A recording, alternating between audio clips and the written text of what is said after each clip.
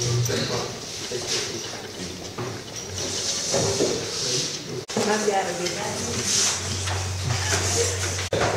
ne doit pas le donner ni le nom ni la nationalité malade. Parce que quand vous venez voir quelqu'un, vous lui donnez des informations d'ordre privé. Les personnes n'ont pas le droit d'aller dans une station radio ou un média pour dire que c'est une femme, c'est un homme. Non. Ils vous poursuivent, vous êtes condamnés. Nous aussi, nous voulons quand même préserver l'identité de ces gens. Aussi, le Sénégal est un pays de droit, comme on le dit. Il y a des choses, les Sénégalais savent se défendre sur ce plan. Donc, nous sommes confrontés depuis le début des maladies à ces problèmes-là. C'est pourquoi depuis ce jour, depuis 3-4 jours, le ministère, c'est maintenant ces réserves à donner que de nombre de cas positifs. Maintenant, nous, pour ce qui est de la préservation de la santé des populations, nous faisons en donnant telle zone, les gens doivent prendre le risque. Nous le faisons discrètement. Donc, ici, donc, Alexandre, vous avez demandé une personne qui s'est présentée. Qui a les symptômes et qui n'a pas de contact avec un étranger. Voilà. Actuellement au Sénégal, si dans la zone, actuellement, si vous étiez dans la ville de Touba, ça dit que dès qu'il commence à avoir une contamination communautaire, ça dit que le Sénégalais, si vous venez dans des zones, si vous avez ces symptomatologies, dans des zones où il y a une contamination communautaire, on vous isole et on vous prélève. Là, c'est sûr. Mais au Sénégal, il n'y a que la zone de Touba où nous avons trouvé des contaminations communautaires. La personne qui a amené la maladie a contaminé à ce jour plus de 20 personnes. Donc, il va sans dire que si des personnes dans cette localité présentent des symptômes qui simulent en semaine par an des troubles respiratoires, parce qu'il y a la maladie, pour des raisons de précaution, on va le prévenir. Et on le fait jusqu'à présent, d'ailleurs, c'est pourquoi à chaque fois le soir, vous avez toujours des cas qui ont été par la même personne. Au début c'était 5, après on est allé à 16, maintenant ils sont en 20. Donc les cas guéris, donc nous devons nous féliciter qu'il y ait ici des ressources humaines au Sénégal qui permettent de guérir des maladies, même s'ils sont de traitement difficile. Je pense que vous connaissez le service du professeur Seydi, et ce n'est pas que lui, c'est une sommité, c'est un nombre de sommités qui sont à ce niveau-là, au niveau des cellules infectieuses qui ont été très bien formées. Nous n'avons rien à envier au pays sur ce plan. Et ça, je le dis. C'est des gens qui sont à leur place et qui, pour des maladies difficiles à traiter, en ont guéri. Et ont guéri les deux. Il y en a même qui sont très bien, mais vous savez que la guérison résulte du fait qu'il faut éliminer totalement le virus dans le sang de la maladie. Mais même sur le plan clinique, ils sont très bien, ils n'ont pas aussi. Mais maintenant, la surveillance, c'est de voir, quand on dit guérir, il faut éliminer le virus pendant, pour faire 2 examens dessus où le malade n'a plus le virus dans son sang. Vous savez, un virus, c'est un problème de virus, c'est quelque chose de très compliqué quelquefois, il n'est plus dans le sang, même au niveau du poumon, il le transmet, mais il peut être à des endroits précis qu'il faut voir. Mais il faut qu'aucun virus ne reste dans le sang des malades, dans l'organisme des malades. C'est à ce moment-là seulement on dira que le malade est totalement guéri, il peut être ramené chez lui. Donc on a les 2 cas qui sont guéris, les autres cas, vous en verrez encore d'autres qui vont guérir. Parce que tous les malades que nous avons sont en très bonne santé. Il n'y a pas encore de cas graves au Sénégal, il n'y a pas de décès. Et ça, vous savez qu'il y a d'autres pays qui ont eu la maladie bien après nous, qui ont présenté des décès. Au Sénégal, il n'y a pas de décès. Pour dire que la ressource humaine est là, qui nous permet de dépister très tôt. Vous voyez aussi que nous dépistons très tôt. Et c'est ça qui fait que le Sénégal est en avant-garde dans l'air. C'est-à-dire que vous ne verrez jamais quelqu'un qui a eu la maladie depuis 1 mois. Dès qu'il y a un cas dans la semaine ou dans les 2 ou 3 jours, il est dépisté et mis en confinement pour protéger ses autres voisins. Et donc c'est pourquoi, également dans cette lutte, nous avons du succès, parce qu'à chaque fois qu'il y a un cas, par exemple, je donne l'exemple de Thiès, où à chaque fois il y a une alerte, nous nous déplaçons, nous identifions les malades, même si pour le moment c'est que cas suspect, et nous protégeons, nous confinons tous les autres cas qui sont sur les contacts pour nous permettre d'abord de les surveiller, de prélever le contact et de l'amener à Pasteur. Si le prélèvement est négatif, nous continuons tout juste la surveillance, mais si le positif, nous continuons la surveillance sur tous les cas suspects. Alors, c'était ça. Donc les porteurs sains, effectivement, on doit avoir des porteurs sains. D'ailleurs, dans les pays européens, quand vous avez vu d'où est parti le fait qu'on ferme les écoles, parce que c'est les enfants dans les écoles qui propagent la maladie. C'est pourquoi cette stratégie consiste à fermer les écoles, parce que c'est les enfants dans les écoles qui sont des porteurs sains et qui peuvent propager la maladie. C'est pourquoi le fait que le président de la République ait pris la décision de fermer les écoles découle de cette observation. Et donc, dès qu'il y a le virus commence à circuler, puisque les enfants, la plupart, peuvent être porteurs et ne pas présenter maladie, mais vont le faire propager sur le territoire national, on ferme les écoles et on dit aux élèves maintenant de rester chez eux. Il faut que les élèves restent chez eux. Si pas comme vous dites, il faut qu'ils restent chez eux. Les gens doivent rester chez eux. Les gens doivent prendre les enfants et de les laisser chez eux. Il ne faut pas qu'ils laissent les enfants se trépaler dans la ville. Vraiment, nous demandons à ce que les parents, ce ne sont pas des vacances, c'est un problème sérieux. Il faut que les parents laissent des enfants chez eux, les surveillent chez eux et qu'ils ne sortent pas. Une personne guérie, on ne l'a pas vue. Je pense que c'est une fois qu'on l'a vue. Une ou deux fois dans le monde. Si plus de 2 ans, en général, les gens qui sont guéris ne sont pas reconnaissants. On ne l'a pas vu plusieurs fois. Tu sais, c'est une nouvelle maladie. Il y a beaucoup de choses dans lesquelles que nous devons apprendre sur cette maladie.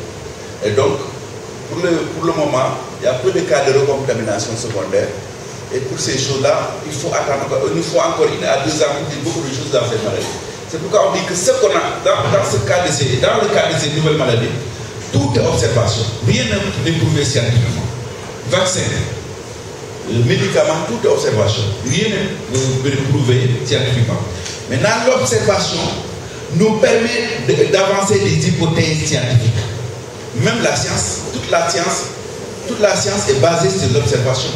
C'est à partir des observations que nous faisons sur les maladies que nous posons des hypothèses diagnostiques, des hypothèses scientifiques que nous vérifions après par rapport de recherche pour les voir si sont concluants. Donc l'épidémie, la pandémie, elle s'est globalisée au monde. Personne ne peut plus échapper. L'épidémie, c'est quand elle est localisée dans un seul pays. Donc les autres pays ne sont pas concernés. La pandémie, c'est quand on concerne le monde. Parce que même si nous parvenions à maîtriser, supposons que l'épidémie soit au Sénégal, même si nous parvenions à éliminer tous les cas, nous ne sommes pas sauvés. Parce que l'épidémie est en France, elle peut nous revenir.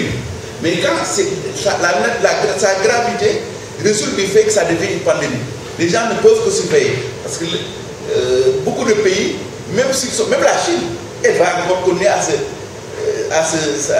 barricader, à surveiller ses habitants. Parce qu'on peut lui ramener encore la maladie. Donc la Chine a 1,5 milliard d'habitants. Il y a que, je pense, à ma connaissance, 80 000 personnes qui ont été atteintes par la maladie. Donc elle a intérêt à se barricader, à surveiller ses arrêts parce que la maladie peut revenir des pays européens et recontaminer les populations. Donc, parce que c'est ça, le traitement du coronavirus est encore difficile à faire. Pourquoi? Mais je le disais, tous les malades qui sont stérilisés sont en très bonne santé. Mais il faut 2 prélèvements de suite qui reviennent négatifs, c'est-à-dire où on ne trouve plus le virus. C'est un virus, vous savez tous fait l'école, le virus c'est différent d'une bactérie ou d'un parasite. Un parasite, on le voit. Une bactérie, on le voit très facilement avec un microscope. Un virus, il est invisible au microscope. Et donc c'est pourquoi c'est très difficile. Mais on est en train de... L'essentiel de sauver, c'est de sauver ces vies-là. Parce que vous savez que dans beaucoup de pays européens, les problèmes que les pays européens rencontrent, c'est qu'ils ne peuvent pas gérer les complications liées à cette maladie. C'est les problèmes respiratoires qui font que beaucoup de malades demandent de l'assistance respiratoire. Et à la fin, beaucoup de malades de services de réanimation sont débordés. Et du moment où ils sont débordés, les gens sont obligés quelquefois même de trier les malades. De voir les gens les plus gravement moins atteints pour les sauver. Et c'est ça que nous ne voulons pas que ça arrive. pourquoi on les prend en charge très tôt. Dès qu'il y a un cas, nous prenons en charge très tôt. On en a une 36, mais vraiment, vous n'avez pas de cas à cette recherche. Ils sont bien, il y en a qui sont guéris, mais il y en a qui sont en très bonne santé. Et ça, c'est l'essentiel. Parce qu'en fait, le fait de la virémie, c'est-à-dire le calcul de la présence du virus chez le malade, c'est ça que nous regardons. Et guéri, ça dit qu'il faut que le virus ne se publie dans l'organisme de l'individu. Donc, ça, c'est qui? C'est qui? C'est qui? Qui de transport en commun, dans les transports en commun. Je pense, oui, les transports en commun, je pense que le ministre des Transports est en train de faire des recommandations au transport, parce que vous savez que le mode de comportement que nous avons dans les transports laisse à désirer. Et en certains moments, il faudrait aussi que les transporteurs soient mieux sensibilisés à ne plus surcharger les cars de transport. Les Dakar Demdik, les cars de Gandiaï doivent ne plus surcharger ces outils de transport, parce qu'ils peuvent, ce sont des vecteurs de transmission de la maladie. Dieu merci, jusqu'à présent, nous maîtrisons la situation, mais si jamais il y avait la maladie circulait de façon plus importante, peut-être des mesures seront prises pour arrêter ce mode de transport qui ne cause que la propagation de la maladie. C'est de voir des cars rapides, des cars Ndiagandiaï bourrés de monde, des gens sont à côté des autres confinés, et ça c'est un problème parce que source de propagation de la maladie. Le virus n'est pas actif dans l'air, le virus n'est actif que dans l'organisme. Il y a quelqu'un qui dit un virus ne peut pas vivre en dehors de l'organisme. Il ne peut vivre que dans l'organisme, pas dans l'air, c'est impossible. Dès qu'il tombe sur des surfaces, il meurt très rapidement. C'est dans l'organisme que le virus vit. Il ne peut pas vivre très longtemps hors de l'organisme. Dès que vous poussez, les virus qui retombent en bas meurent très rapidement parce que l'air ambiant n'est pas une zone où le virus peut vivre.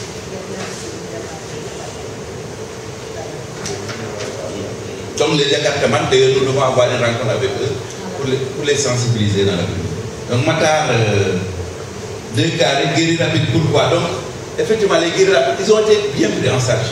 Je disais tout de suite là que nous avons une belle équipe à faire, dirigée par le professeur Seydi, avec toutes les techniques. Parce qu'en fait, c'est un traitement symptomatique, mais un traitement symptomatique qui demande de la technicité. Et cette technicité, les ressources humaines qui sont en panne l'ont fait pour guérir ces deux personnes très rapidement. Les autres, il faudra continuer l'observation sur le plan biologique pour voir qu'ils n'ont plus le virus, pour déclarer guéri, ce que nous faisons chaque jour à 17h. Non, là, je disais que le virus ne peut vivre que dans l'organisme. Même dans certaines zones, il ne vit pas très, très longtemps. Au-delà de 20 degrés aussi, le virus en tout cas ne peut vivre que dans l'organisme. Parce qu'il ne transmet que d'un homme à un autre. Pas par contact avec, comment on appelle, prendre des... ça, c'est pas encore vérifié. Non, il ne vit pas avant de 20 degrés, il ne vit pas. Est-il un virus vit-il au-delà de 20 À ce jour, combien de compte la région? Donc à ce jour, la région a 3 cas, comme on l'a dit, que nous suivons dans la zone de Sali. Que nous suivons.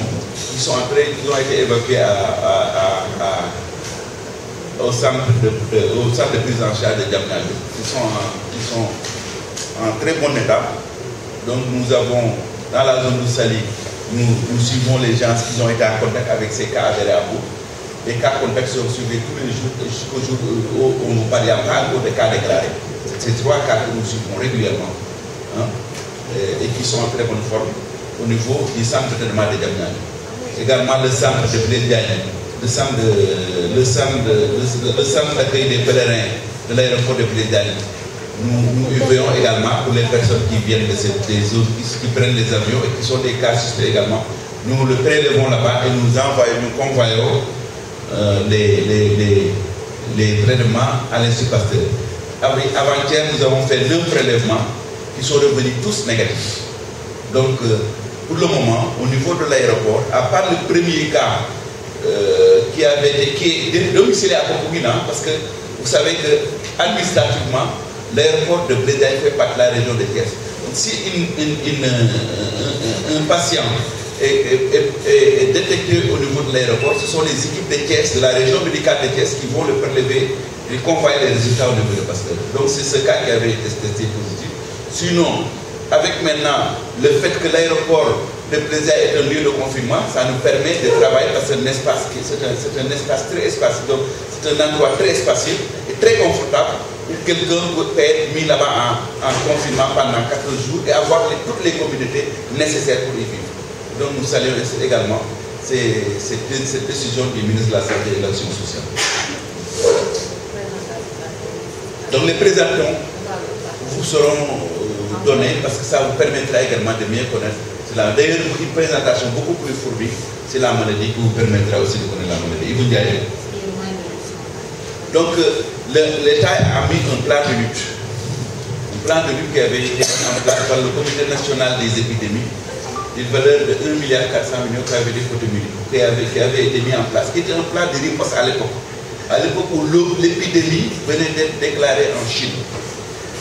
Depuis que nous avons recensé des cas, ce plan a été revu à la hausse.